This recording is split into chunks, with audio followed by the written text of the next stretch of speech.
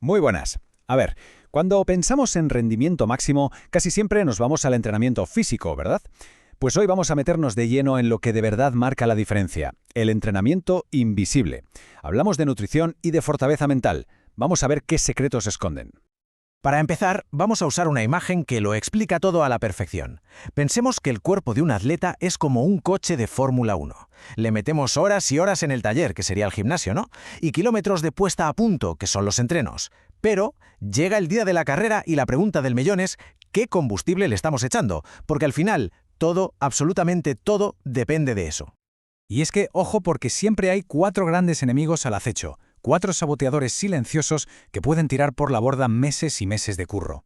Por un lado, el depósito vacío, la típica pájara que te deja seco de repente. Luego, el desierto interior, o sea, la deshidratación.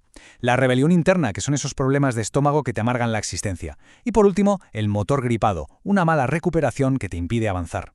El primer paso para ganarles es, sin duda, conocerlos bien. Vale, ¿y cómo vamos a enfrentarnos a ellos? Pues aquí está nuestra hoja de ruta.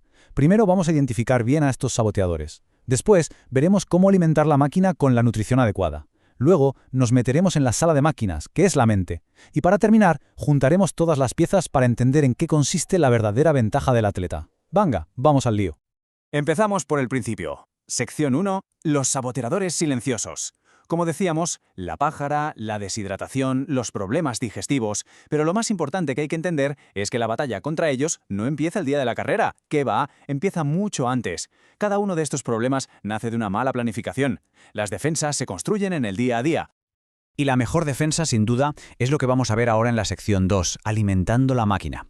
Aquí es donde la nutrición deja de ser solo comer bien para convertirse en un arma táctica, probablemente la más potente que tenemos para cargarnos a esos saboteadores.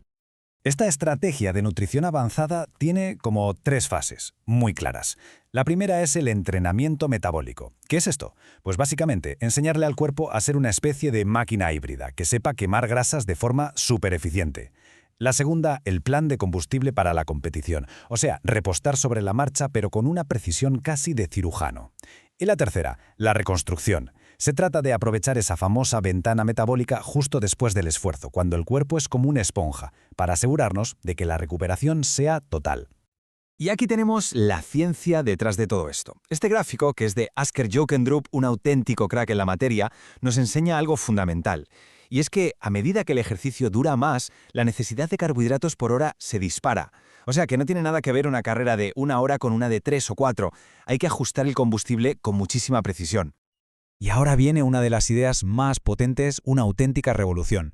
Durante años, la ciencia nos decía que el límite que podíamos asimilar era de unos 90 gramos de carbohidratos por hora. Bueno, pues ese techo se ha roto. Ahora sabemos, por la ciencia y por la práctica, que entrenando el estómago se puede llegar a cifras de 120 e incluso 140 gramos por hora. Es que esto es la nueva frontera del rendimiento. Es increíble. Y claro, esto no es solo un experimento de laboratorio. Fijaos aquí, estos son planes de nutrición reales, de atletas profesionales. Aquí no hay nada dejado al azar, ¿eh? Cada gel, cada sorbo de bebida, todo está calculado al milímetro para rondar esos 95 gramos de carbohidratos por hora.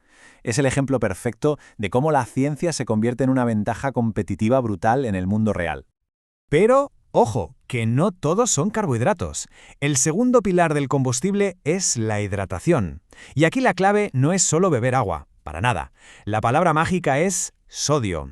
La cifra a recordar, unos 700 miligramos por litro de líquido. Esa es la dosis que ayuda al cuerpo a retener el agua y a evitar un problema muy serio que se llama hiponatremia, que es cuando el nivel de sodio en sangre baja peligrosamente por beber demasiado líquido sin sales. Vale, dejamos el combustible físico y nos metemos de lleno en la sección 3, dominando la sala de máquinas, o sea, la mente. Porque como bien dice el maestro, al final el cuerpo va a llegar hasta donde la mente le deje. Es aquí, en la cabeza, donde de verdad se ganan y se pierden las carreras. Y todo empieza con el porqué. En los momentos de calma, antes de la batalla, hay que hacerse estas preguntas, que son clave. ¿Por qué hago esto? ¿De verdad disfruto? ¿O simplemente estoy siguiendo un plan?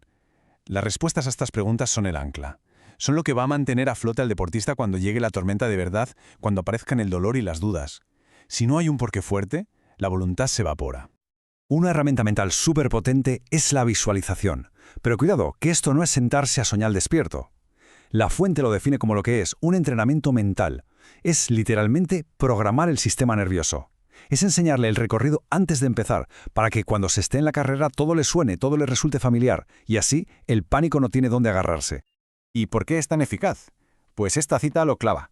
El cerebro no distingue demasiado bien entre algo que pasa de verdad y algo que se imagina con una viveza brutal. Así que cuando se visualiza esa subida infernal o esa bajada súper técnica, o incluso un posible problema, lo que se está haciendo es crear experiencias y sobre todo soluciones en la mente antes de que pasen en la vida real. Otra táctica mental que es oro puro, trocear al gigante. A ver, si se piensa en los 42 kilómetros que quedan por delante, uno se puede bloquear. Es normal, la estrategia es mucho más inteligente. Dividir la carrera en cachitos, en tramos manejables. La única meta no es el final, no. La única meta es llegar al siguiente avituallamiento. Y así, un desafío que parece enorme se convierte en una cadena de pequeños éxitos que van dando gasolina mental.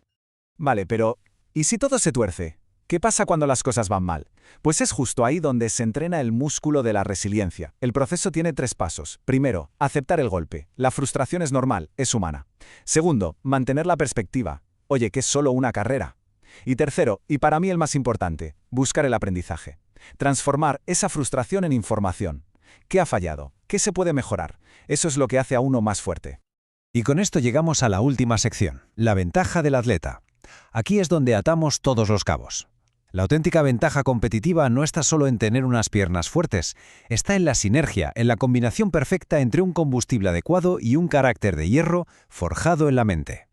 Y no podíamos acabar sin hablar de un tercer pilar de este entrenamiento invisible, el descanso. La fuente lo dice muy claro, el descanso no es un freno, al contrario, es el motor de la adaptación. El progreso de verdad, la reconstrucción del músculo, la asimilación de todo lo que se ha entrenado, todo eso pasa mientras se duerme.